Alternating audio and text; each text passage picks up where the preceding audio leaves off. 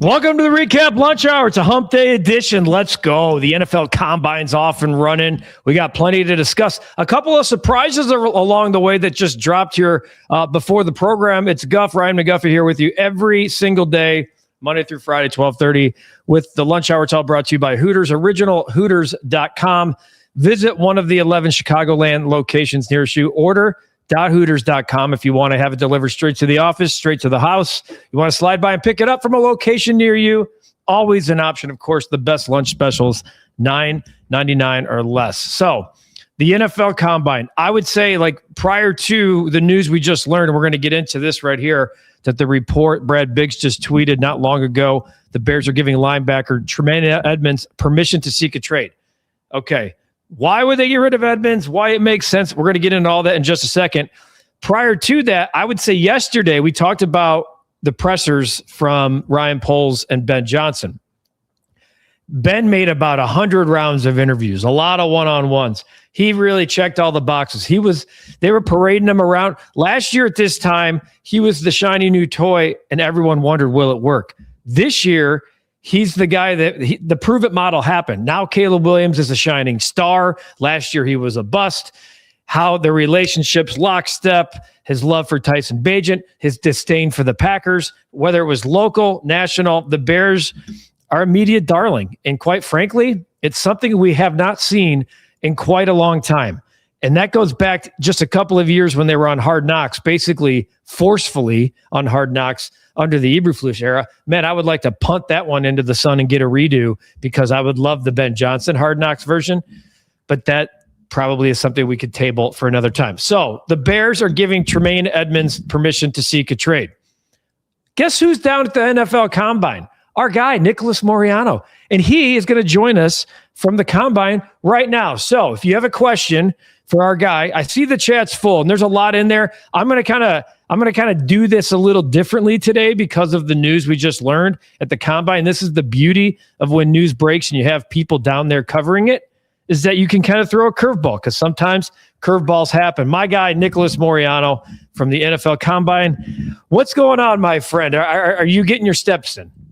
Oh, absolutely. Every time I look down, it's like, oh, you reached another milestone. And it's just me going from the media workroom to where all the podiums are set up. But that's something that's a little underrated here in Indy. Even though you don't get up early enough to probably get a workout in, you're getting your workout just walking around this whole entire convention center. But lots of things happening here, Guff, or like you were just talking about, a lot of Ben Johnson love. And now we're seeing that maybe a trade for Tremaine Edmunds. So I'm ready to get into it with you. Yeah, let's start right there. Let's start with the most recent report here of Tremaine Edmunds. Now, look, the Bears, we all know. I mean, publicly yesterday, Ben Johnson was saying, defensively, we need to do better. Defensively, we need to improve. I like the way we finish games offensively, but everybody in the NFL knows the book on the Bears. They need to upgrade on the defensive side. So as a fan, you might hear, well, why would you get rid of Tremaine Edmunds, who for the first 10 games or so and prior to the injury was playing at peak level? Tremaine Edmunds, certainly the best he's probably played in his Bears career. I think he's due $15 million, if I'm not mistaken, next year. So let's address this. Why would the Bears allow Tremaine Edmunds to seek a trade? Well, I think it starts with that $15 million cap hit. And what I always come to when players, teams are deciding maybe it's time to end like this tenure there is the fit. Like with Dennis Allen, how important is a guy like Tremaine Edmunds? Obviously a good player, posted his best run defensive grade in PFF in his entire career playing with the Bears, but is that a absolute necessity at that position to pay that much? And you saw what the Bears did with DeMarco Jackson filling in at times at that position was productive. And so when you're just looking to allocate resources in these salaries, does it need to be Tremaine Edmunds in the middle of that defense? And so that's why I think it's something that the Bears need to explore. We'll see what the market is for a guy like Tremaine. He's only going to be 28. Still was playing some good football when he was healthy, but you still need to upgrade the defensive line on the edges in the interior. You have 4 safeties that are, not under contract right now. And is it smart for the Bears to be paying a non-premium position when you can probably look at different options, the draft free agency, to find guys that could be playmakers at that spot? Yeah, and look, these things usually play themselves out to there's clearly a market for him, or the Bears need to make a decision to move on from him before the league year begins. What is a Tremaine Edmunds value? I mean, is it a mid to late round pick? I mean, I don't know what you're looking at in terms of trade asset in return, but it feels like a fifth rounder or something. When teams allow players to seek trades, you're telling the rest of the league what you know. The player, this is not a black flag on Tremaine Edmunds. This is about the Bears financially trying to be fiscally responsible, and now the league is aware of that. Yeah, absolutely. And when you said fifth round draft pick, that kind of sounds about right for Tremaine. I don't think it's going to be anything. It'd be tough to get a fourth. Again, he's playing a non-premium position, and yes, he's still a young player. He's been productive in this league, but it just feels like what the Bears may get in return. But if I'm another team and you're knowing like what the situation is, why trade draft capital when the Bears might just end up releasing him, to save that 15 million? But it'll be interesting how the Bears kind of approach this situation. If they don't find enough interest from other teams, then can you still work with a guy like Tremaine? It's going to be a fascinating conversation. There are teams though that need linebackers. I was looking at a couple of the lists here. Hey, a team that the Bears have done a lot of trading with, the Carolina Panthers, they're in need for a linebacker right now in the interior of that defense. So obviously those two teams have been familiar with some trades in the past, and maybe that can be an option, a landing spot for Tremaine if the Bears decide to actually part ways with him. All right, we're opening up the chat here. Nicholas Moriano joining the lunch hour from the NFL Combine. If you got a question, not even if it's about Tremaine Edmunds, it could be about anything that you might be hearing or that's out there about the Chicago Bears or other teams and how it involves the Bears. The one thing about Edmunds, I'll say before we get to Clyde's question here, is he's very young, and I think that's an attractive play. He's been like the youngest player in the NFL. Not now. I mean, he's 26, but he came into the league at like something insane, like 20 years old. He was drafted. He went to college at like 17. You could find that information in Kevin Byard's season 1 of Intercepted. He was the very first guest ever on Intercepted. Clyde starts us with, do the Chicago Bears think they're going to find a Brian Urlacher type in the draft to replace Tremaine Edmunds? I think they hope so. Yeah, they hope so. And actually someone that I did a little bit of a draft profile on the recap, you can actually watch, Jake Galday from Cincinnati, 6'4", 240. That's someone maybe you can get in the third round. Had 18 pressures last season, 70 total sacks, four sacks and 70 total tackles. But look, I think you can find guys that could be productive in that position later on in the draft. I just feel like that with the team that the Bears currently have, you got to be smart where you're allocating these resources. And if you can find somebody like that, I'm sure the Bears would take that, use a day 3 pick, and then hopefully go and just upgrade the positions they really need to address in this offseason right now.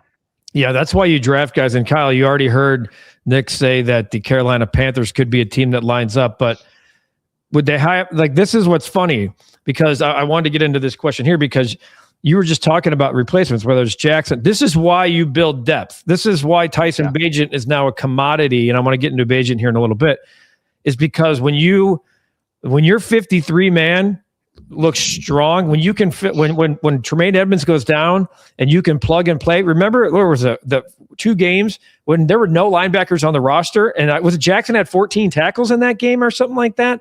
So you're right. Do they take a step back in some capacity? If from a depth place they fill, maybe in speed or side to side, there's some kind of strength. But if you're getting 15 million back as a way to allocate it towards the guys up front, this is why it could be a trade that's smart. So Kyle, to your point, Nick, you kind of addressed this a little bit. Do they have their eye on a linebacker? My early answer would be certainly not at 25, but maybe in the later rounds. I would think so. They have to have linebackers somewhere in their draft. Just their draft plan, because you also got rid of Amen Angbangmamiga, who'd had to fill in at times when those two guys, TJ and Tremaine were down. So TJ still dealing with an injury. There has to be linebackers somewhere in the equation for the Chicago Bears, and maybe that they address one of those in free agency, sign someone that is not going to have as much of a big salary like Tremaine Edmunds. But yeah, absolutely, they have to be eyeing some of these linebackers right now. Eric's got a good question. This is an interesting one. I know you saw the news regarding the Trent Williams situation in San Francisco. Would you think the Bears try and pursue him if he goes to free agency to solidify the left tackle position for at least 2 years? That's an interesting question there, and I appreciate it because hearing from Ryan Poles, he said that Ozzie Trapillo's torn patellar tendon, ruptured patellar tendon wasn't career ending, but he's still going to miss a significant part of the 2026 season. And I just think that's a position, Guff, where you don't want to mess around with that, right? You could sign and put a little Band-Aid on it by signing someone in free agency, but how good do you feel about that? And one of the most important positions on the offensive line. Trent Williams, when he's on the field, is one of the best left tackles in the NFL, still at his age. It would be interesting to see the Bears go for that, but if you put him on that left side, I think if you're Caleb Williams, you're feeling pretty good about staying upright and passing the football in 2026. Yeah, feeling really good. But at some point, the Niners are going to be in cap hell because I think they have like 6 or 7 of the highest paid position players at their position, whether it's Kittle, McCaffrey, Williams, etc. Lip Ripper wants to know, if you get Edmunds off the book, could the Bears use that money on Jaquan Brisker? And let's take it one step further. What is the Bears? Who is the priority? Is it Kevin Byard? Is it Jaquan Brisker? Is it both? Is it neither? I would say right now, what we've heard publicly from Ryan Poles, it would be Byard being someone that you want to bring back, not only for his production on the field, but what he means off of it, but as a leader and just a representative of the Chicago Bears. But it was interesting hearing Poles, he was asked specifically about Jaquan Brisker yesterday. And, when you have guys that produce, he was his second pick ever as a Bears GM back in 2022. So there is some connection there. And the more games you win, the season that they had last year, there's going to be a connection there. But I would think priority-wise, it's still go get Kevin Byard back on this football team. And there are safeties in this draft as well, Guff, that you can look in day 2. If you're looking to replace him with another second-round pick or a third-round pick, there are guys that I think can come in, plug and play, and you're not going to miss a beat. So, yeah, I think that right now it's still going to be Byard as the top guy that you want to bring back. Yeah, I think we all know, publicly and privately, Kevin Byard is saying he wants to come back to Chicago. He wants to finish what he started, followed by, do the Bears have the putting green in their luxury box? Usually, just to give, for those who don't know, the Bears the last couple of years at the Combine have done things a little untraditional. They've had dartboards, they've had pinball, I believe, putting greens, foosball, as a way to keep it light, to really get to know some of these guys, because it's an awkward setting. You're like interviewing for a job with a team that you never know if you're going to connect with again. So do you know anything about the Bears setup this year? No, so that's interesting, and I'm glad someone brings this up, because now that's going to be something that I'll ask some of these prospects. What has been the process for the Bears right now, and just some of the players that I've spoken to and confirmed whether or not how the meetings have gone. It feels like these players are resonating with the staff, what they're asking the questions, and just how they're kind of approaching these meetings. But don't know of any fun stuff, but I'll make sure to get that as I'm still here in Indianapolis covering the Combine. Usually that stuff kind of plays itself out next week after this is wrapped up, and we find out that somebody was the best pinball player. That doesn't show up on the Wonderlic test. Let's get to Gary's comment, because there was a lot of talk yesterday about DJ Moore and Tyson Bagent. Certainly we heard Ryan Poles, probably one of the most newsy things that came out of his presser yesterday was that he's fielded calls on Tyson Bagent. I don't think anyone's all that surprised after the success Ben Johnson had in year 1. The Bears making the very smart decision to re-sign Bagent to a 2-year, $10 million deal that starts this year. And then DJ Moore's been he's from a barometer standpoint, he's literally, it feels like people are on both ends. Get him out of here because of the last play of the season, forgetting the last 4 weeks that he was really kind of the go-to guy, or that you can't trade him. And you've heard me, we said this on the channel, Nick. If you trade DJ Moore, you better be damn sure that you have a true number 1 not named Colston Loveland. I'm talking about you can look right or look left, either at the X or the Z, and say, Rome's my guy, Luther's my guy. I'm not quite sure you can do that yet. There is a massive price tag to DJ Moore. To give something, you got to get something. But then we heard a lot of love from both Ben Johnson and Ryan Poles about DJ Moore. Sift us through the murky water here. Let's start with DJ Moore. Yeah, with DJ, like you said, there is a lot of love for him. And you mentioned somebody that can play every single position. That's what Ben Johnson was saying. X, Y, Z, F. He can play all those roles. He doesn't have to limit his playbook. He can run all the routes. That's what Ben Johnson was saying. And just someone that you can rely on, Yeah, right? DJ doesn't miss games. He's durable, and that is such an asset to a football team. And then with Ryan Poles as well, I mean, publicly they want DJ Moore back, but they have to do their due diligence. sure. You're here at the Indianapolis Scouting Combine, and the whole entire NFL world is here. You have to and have those conversations. Find those teams that are maybe looking for number one wide receivers and seeing what could you potentially get in return, because you do have weapons. You do have a Colston Loveland who is, a glorified big receiver with the way he runs routes. Roma Dunze, Luther Burton, like there are guys that can catch the football. And where does DJ Moore fit into the equation? So yes, they love DJ Moore. DJ, I'm sure, would love to be back in Chicago next season under Ben Johnson. However, if there are teams that are looking for a wide receiver that they know that they can count on, you have to explore those conversations. I'm going to put you on the spot here. Would you be surprised if DJ Moore is not a Bear next year? Would I be surprised if DJ Moore was not a Bear? I would say that I think I just don't think he is going to be a Bear. Guff. There he is. So, there you go. The answer would be no. I don't think he's going to be on this team. So something will end up happening. That's big. Yeah.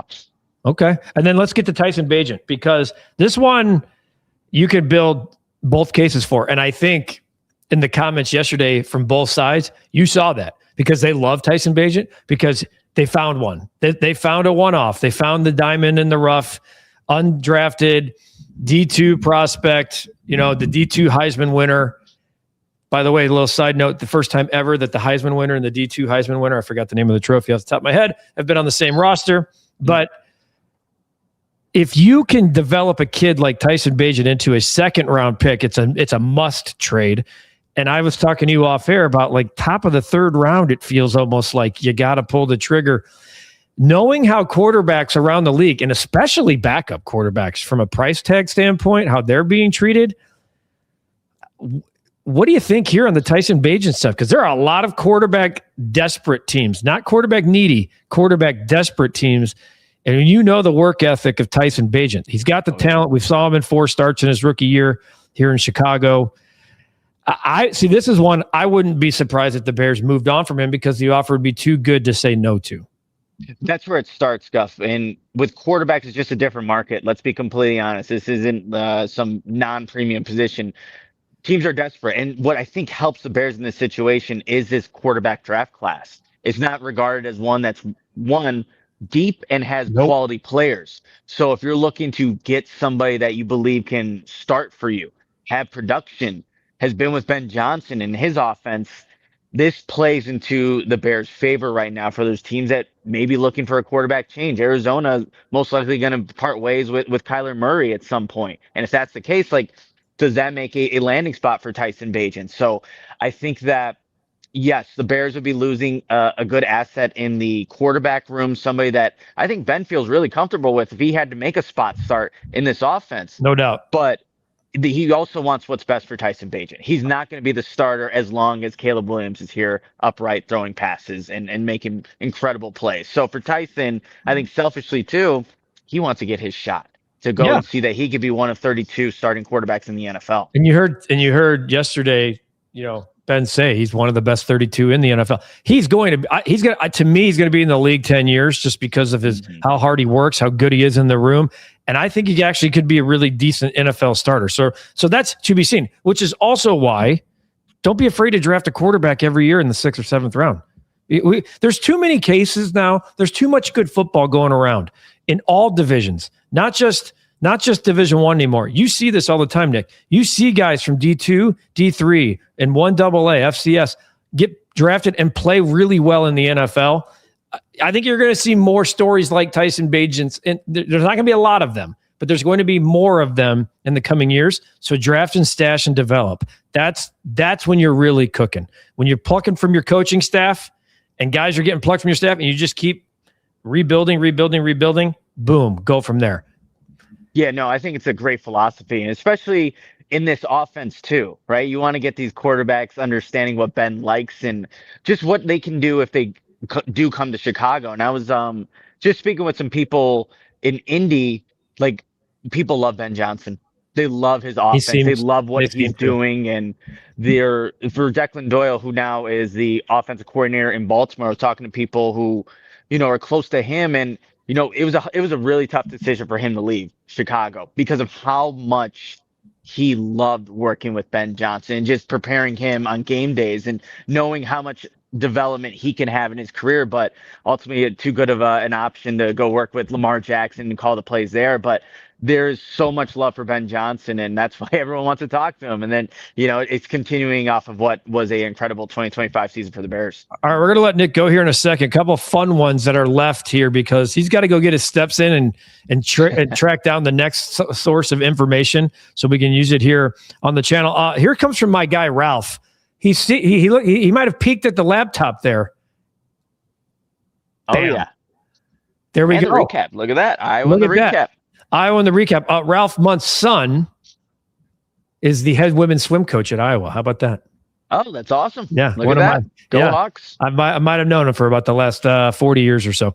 Rick says we should have a Nick curveball once a week. Funny he should ask, Nick. Did we not just have this conversation last week? We sure did. And that sounds like a curveball that we should continue doing every week. You'll just have to tune into the recap to see when I'm on and what are we talking about that day. We will try. Like what I would like to do in a this is a situation where news breaks. Like if something crazy, DJ Moore gets traded at 3 p.m. this afternoon, guess what, folks? We're coming on. So in the NFL offseason, it'd be nice. We will find time where we have like Nick Thursdays and you guys could set and forget and be ready to go with your questions. And then last one here that I saw here. Sichuan says, I've always wondered, how do they feed all those big boys and the teams and media at the combine? That's a lot of Hooters, burgers, and wings. Absolutely. There's actually a Hooters not too far from here. So after, get wrapped up with coverage, I think I know where I'm going to be heading for this lunch. But yeah, so that's a great question. We don't get to see the food that the prospects get to eat. There's some choice options in the media workroom, but definitely going to head over to Hooters in a little bit to get some good food over there. Best Indy spot, non-combine related that Nicholas Moriano likes to dip his toes in. Ooh, great question. I think you have to, when you're in Indy, you have to go to St. Elmo's, get clear the nostrils. Exactly. Yeah. Steak dinner. So you have to do that at some point. I think I'll make my way over there. Maybe I'll find Katie wherever she's at. And, God knows. Katie, she's the queen of the, I've seen, she's the queen of the prom down there from all the pictures and texts I've seen that, not surprising that Katie's finding her way into different circles down there. Yeah, no, this is her first combine. So doing this, she's like seeing everything that this has to offer. But it's been a fun time so far, and there's still plenty more that we're going to have on the recap for you guys. So make sure to tune in, check it out. There you go. Nicholas has got awesome stuff already available on the platform here with recaps from the combine. Certainly all of the draft previews he's been doing and more to come rest of the week. My guy, appreciate you hopping on with the latest on the Tremaine Edmunds stuff, and we'll look forward to your reports the rest of the week. All right, Gus. See ya. All right, the great Nicholas Moriano. Look at that, folks. We do it all here on the lunch hour. Isn't it awesome to get like actual news? We're not waiting on Twitter. We get our guy, Nicholas Moriano, here on the recap lunch hour. Thank you for your questions. Sorry I went unconventional. It was kind of a surprise. I'm walking in the office. Nick's like, yo, this is happening. I can jump on the lunch hour, which of course is brought to you by Hooters, the best lunch specials. You heard Nick say, I'm going down the street here in Indianapolis. I'm going to go get some of those lunch specials. He's on the recap per diem, so he can take care of himself for $9.99 or less. We gave him more than $9.99, but he's allowed to do whatever he wants. The OG wings, boneless wings, chicken Caesar salad, whatever he might be. It's the burger. We heard about the burger, the cheeseburger. Of course, the drink of the month is the vodka strawberry lemonade, Tito's handmade vodka, strawberry puree, $8 the remainder of the month, which is only a couple more days and we're into March. Let's go. Partner of the recap and the recap lunch hour. A couple more things here as we come down the stretch here. And like Kyle, Lip, I'm the same. Kyle and Lip, St. Elmo's is the best. The shrimp cocktail, the nostril clearer, it's absolutely fantastic. Pablo says Nick's nickname should be El Bigote. Great mustache, bud. He really does have. He's tough to compete with. He's a good-looking man. Good jawbones, the mustache, the hair. God bless it. My goodness. Godfather's chimed in. Hi, Nick. Recap only has the best people on. Thanks for all the info. And Godfather, damn, it's good to see you, my friend. It is damn good to see you. Kyle, Godfather, great to see you. How's everything going? We're still giving you the prayers, no doubts. This one, if we do lose DJ, do the Bears sign a free agent wide receiver to bring back in that room? Jawan Jennings would love to see big Mike Evans. I think my personal answer, this one would be yes. I think that they would add somebody at a lower rate. Brett wants to know, on a complete curveball, am I going to watch the Survivor 50 premiere, your favorite TV show? I have been in and out in Survivor over the years. Okay. So I'm a maybe. I don't know if I'm going to like appointment viewing. Maybe I go back and watch it. One of the best quarterbacks to ever play was a 6-rounder. 7 titles later, he laughs all the teams that pass on him. I mean, there's more. I mean, Tom Brady is the one-off. How about Brock Purdy, Mr. Irrelevant? I don't think so. He's no longer Mr. Irrelevant. Godfather doing better, but a long way to go. Thanks, my friends. Good to hear. Jade Walker replaces DJ Caleb. Jade Walker is not DJ Moore. He's just not. He's not DJ Moore. Let's get to Dog of the Day, brought to you in partnership with Pause for Patrick.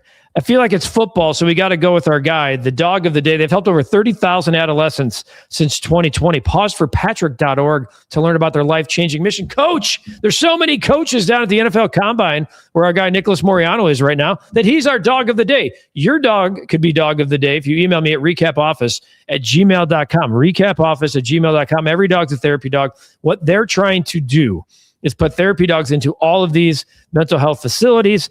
It's a pandemic, what's going on with the adolescents. Folks, trust me, these facilities are at capacity. Not 1 hour a day, not 1 hour a week. Full-time therapy dogs in these facilities. You can help their life-changing mission by texting RECAP25 to 44321. You text RECAP25 to 44321, and any denomination works. $1, $2, $5, $10, whatever it might be. Say, oh, it's only $1. How is that going to help? Trust me, it does. It all adds up. Learn more at pauseforpatrick.org. Very near and dear to my heart. Lip says the question will have to be, how confident are you with Rome becoming number one? I love Rome. That's where I am at. And that's why I said that to Nick. Are you sure? To me, this is a make or break year anyway. Make or break. He's got to be a 1,000-yard guy. He has to be. Landon, my quote above does not refer to Nicholas' surprise appearance.